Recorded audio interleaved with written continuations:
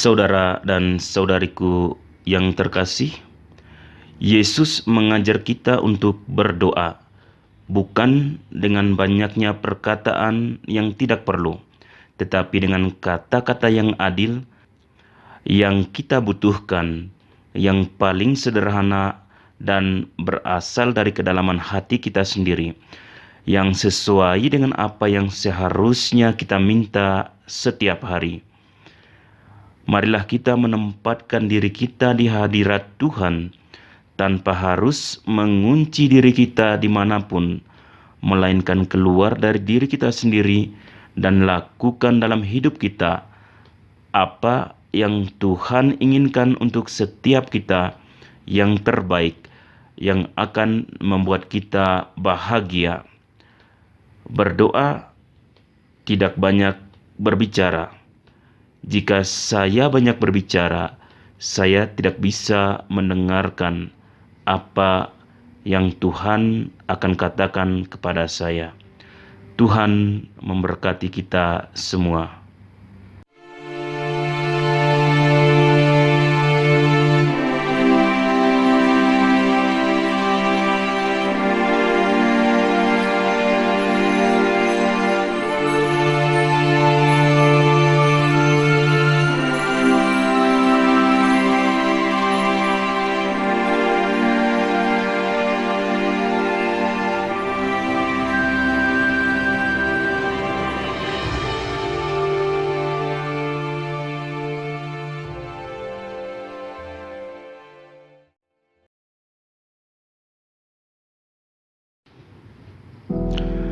Selamat pagi para saudara dan saudariku yang terkasih di dalam Tuhan kita Yesus Kristus.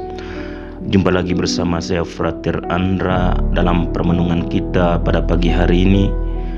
Marilah kita awali permenungan kita dengan doa. Dalam nama Bapa dan Putra dan Roh Kudus. Amin.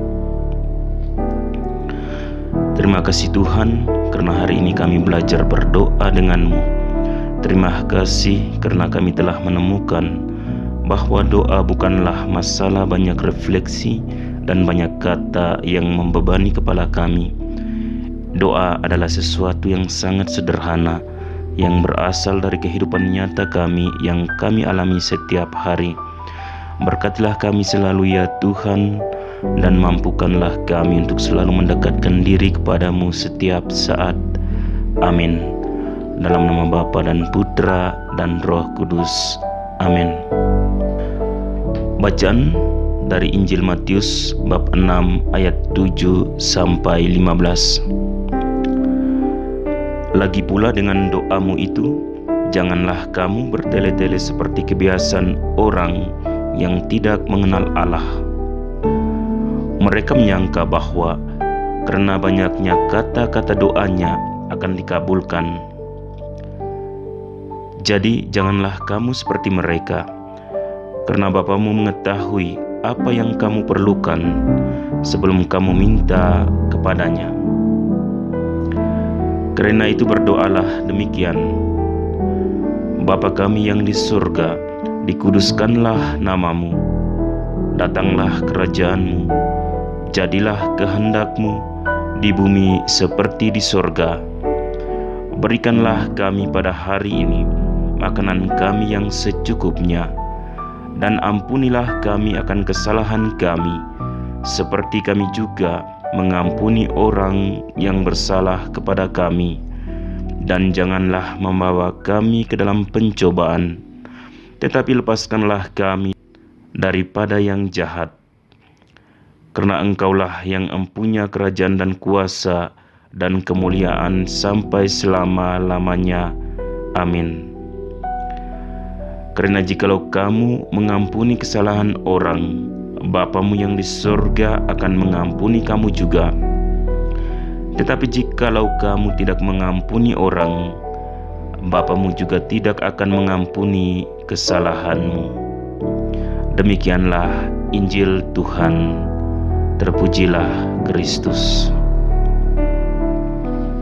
Saudara dan saudariku yang terkasih di dalam Tuhan kita Yesus Kristus, dalam kehidupan sehari-hari Kita tentu memiliki konflik, baik itu konflik yang besar maupun konflik yang kecil. Konflik itu bisa saja terjadi dengan orang terdekat kita, dengan orang yang kita cintai, dan bahkan juga bisa terjadi di dalam bidang keagamaan, seperti konflik dalam komunitas doa Kristiani, konflik dalam gereja, konflik dalam paroki, konflik dalam kelompok-kelompok kategorial gerejawi, dan lain sebagainya. Konflik-konflik ini kemudian membuat orang mengalami krisis dalam hidupnya, entah itu krisis dalam berelasi dengan sesama, krisis iman, dan bisa juga orang akan menjadi tidak setia dengan apa yang sedang ia alami. Dalam bacaan pertama hari ini, Paulus dengan tegas menyikapi persoalan yang sedang terjadi dalam komunitas Kristen di Korintus, dan ia takut bahwa komunitas akan tergoda seperti Hawa dan menyimpang dalam cara berpikir mereka tentang iman, meninggalkan dedikasi dan kesetiaan kepada Kristus. Pendapat Paulus tentang dirinya adalah pernyataan cinta yang sejati untuk komunitasnya, dan apa yang dilakukan oleh Paulus tidak mementingkan dirinya sendiri, melainkan sebagai bentuk dari koreksi persaudaraan yang kuat. Ketegasan kata-kata yang tampak sesuai dengan keseriusan situasi yang sedang terjadi, yang membahayakan keutuhan iman dalam komunitas Kristen Korintus. Cinta sejati yang diperlihatkan oleh Paulus dalam pengabdian yang tanpa pamrih dan murah hati tidak dapat dipisahkan dari kebenaran yang diungkapkan dalam Kristus.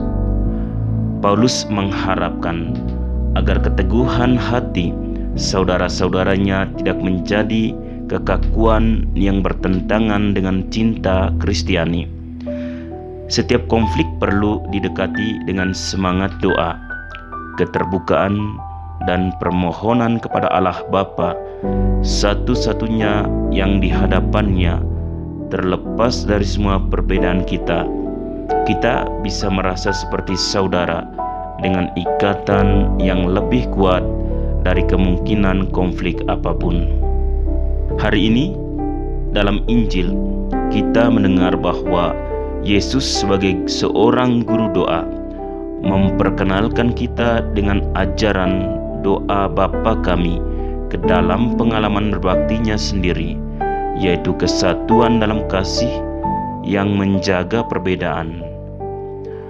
Doa Bapa kami berakar pada realitas konkret manusia, dan doa ini dimulai dengan kehidupan itu sendiri. Doa yang diajarkan Yesus tidak dimulai dalam keberadaan manusia setelah ia memperoleh segalanya dalam hidupnya, tetapi sebaliknya, dia ingin setiap penderitaan, setiap keprihatinan, setiap persoalan, dan setiap rezeki yang kita terima harus menjadi sebuah dialog dengan Tuhan sebagai bentuk ucapan syukur kita atas rahmat dan kasih Tuhan yang kita terima. Yesus mengajar kita untuk berdoa bukan dengan kata yang tidak perlu, tetapi dengan kata-kata yang adil, kata-kata yang kita butuhkan, yang paling sederhana dan berasal dari kedalaman hati, yang sesuai dengan apa yang seharusnya kita minta setiap hari. Menempatkan diri kita di hadirat Tuhan itu tanpa harus mengunci diri kita dimanapun, melainkan keluar dari diri kita sendiri dan lakukan dalam hidup kita apa yang Tuhan inginkan untuk setiap kita yang terbaik, yang akan membuat kita bahagia. Berdoa tidak banyak berbicara. Jika saya banyak berbicara, saya tidak bisa mendengarkan apa yang akan Tuhan katakan kepada saya. Doa yang Tuhan ajarkan kepada kita tidak hanya mengikat kita dengan Tuhan, tetapi juga dengan saudara-saudara kita. Karena pada kenyataannya dan seperti yang dirumuskan oleh Tuhan Yesus Kristus, tidak ada komitmen kepada Tuhan tanpa memperhitungkan saudara kita. Dalam berurusan dengan mereka, kita menyatakan kasih kita kepada Tuhan. Dengan kata lain, kita hanya akan mampu memenuhi cinta kita kepada Tuhan sejauh kita mencintai saudara kita. Tidak ada cara lain untuk mencintai Tuhan yang seharusnya membuat kita tetap waspada dengan pernyataan bahwa kita kadang-kadang harus mencintai Tuhan dengan berdoa dengan sungguh-sungguh dan tanpa mengembangkan hubungan apapun dengan orang-orang di sekitar kita, sampai menjadi sama sekali tidak peduli dengan apa yang sedang terjadi. Kita harus menjaga hubungan dengan sesama kita, dan hubungan ini harus harmonis, penuh kasih, dan tidak hanya formal, serta memberi tanpa syarat apapun, tanpa mengharapkan imbalan apapun. Inilah yang Tuhan ajarkan kepada kita dengan memberikan hidupnya sendiri di kayu salib untuk keselamatan kita. Datanglah kerajaan-Mu, terjadilah kehendak-Mu di bumi seperti di surga. Amin. Tuhan memberkati kita semua. Marilah berdoa. Bapa yang kudus, Yesus telah bersabda kepada kami, "Tuaian memang banyak tetapi pekerja sedikit. Karena itu mintalah kepada Tuhan yang empunya tuaian, supaya Ia mengirimkan pekerja-pekerja untuk tuaian itu. Oleh karena itu, kami berdoa kepadamu dengan keyakinan sesuai dengan harapan hatinya.